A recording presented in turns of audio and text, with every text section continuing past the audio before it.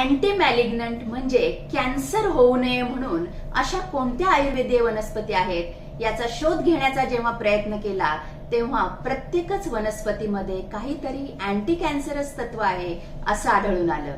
असं का झालं तर कॅन्सर होण्यामागची कारणे असंख्य आहेत.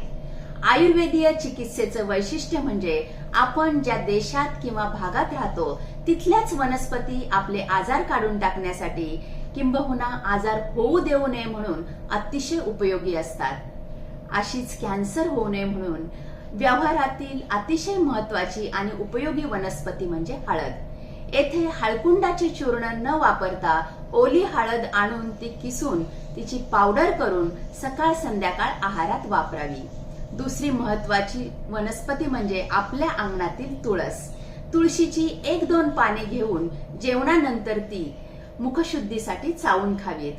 याशिवाय पिंपळीचा क्षीरपाक, च्यवनप्राशासारखे रसायन, मुरवेण्णा म्हणजे दगडी पाला, चंदनाचा पाला, पळस, गुळवेल यासारखी औषधे किंवा यासारख्या वनस्पती वैद्याच्या सल्ल्याने उपयोगात आणाव्यात. या विषयावरील डिटेल माहिती जाणून घेण्यासाठी आमचे YouTube चॅनलही बघत राहा. डॉक्टर अर्चना खारगे.